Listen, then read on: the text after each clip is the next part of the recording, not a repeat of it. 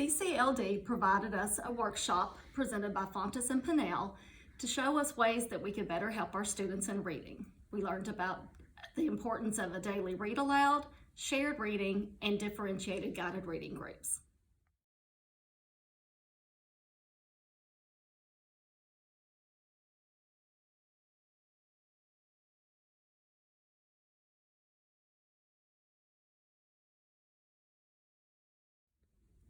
These strategies were available to me to help me benefit my students in their learning.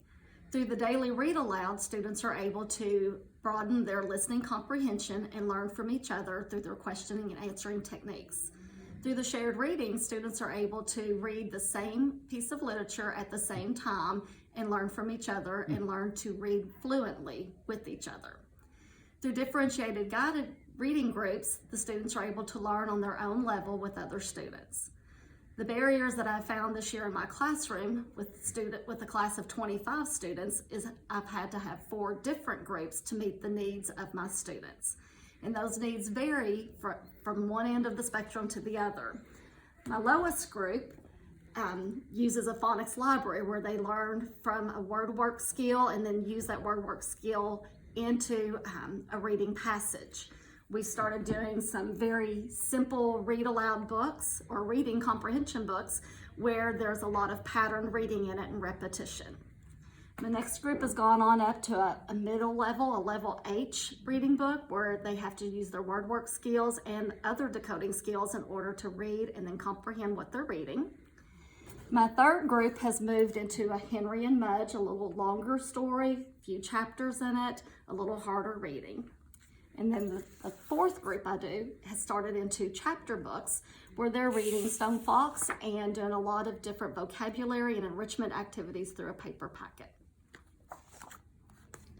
To wrap up, overall, the implementation of Fontes and Pinnell has had a positive impact on my second grade classroom.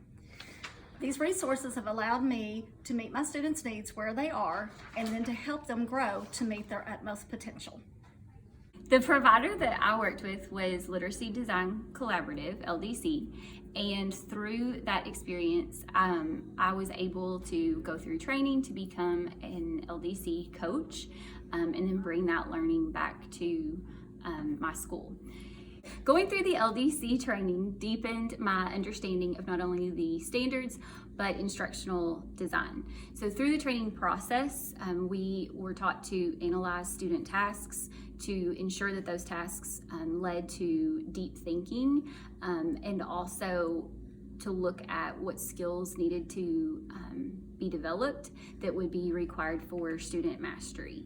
Beginning the process by looking at student outcomes allowed us to break down the learning process step by step to then scaffold instruction through the creation of learning ladders, which had a huge impact on my students. So being able to, once that task, that design process was completed, then taking it back to the classroom and letting them know from day one, here's where we're going, and then step by step helping them to get there. So from the get-go, they knew what the end product was, they knew what the goal was, and even if they were nervous or it seemed like they maybe thought that they couldn't achieve that or meet that goal, using that learning ladder where step by step they got the pieces that they needed, the instruction that they needed, and were able to master the skills that they needed to then successfully complete the end product. I built confidence in some of my striving readers and allowed all of the students to just see the connection from skill to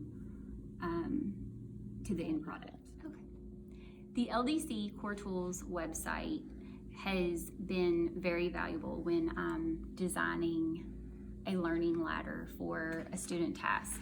So I know that I can go to that website and search for a particular skill or standard, and I can find tasks to develop skills that have been reviewed by other LDC coaches. They're standard aligned, and I'm not having to start from scratch or recreate the wheel. For example, one area of growth that was seen across the board in my students was the need to develop academic vocabulary. So throughout any assignment or text that we have worked with in class, I can go to the Core Tools website and choose from a variety of vocabulary mini tasks that fit with whatever text or lesson that we're working on at that time. One of the biggest barriers with using the LDC model during the pandemic has been one of its strongest points, which is the learning ladder. With being virtual and then hybrid, having students quarantining, having so much upheaval in our schedules, it has really taken away just that process, that step-by-step process for students to see, here's where I'm starting and here's where I'll end up and here's how I get there. Because inevitably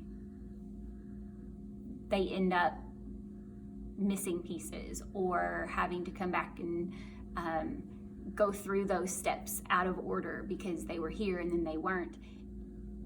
And that has been really difficult for me as a teacher to manage this year.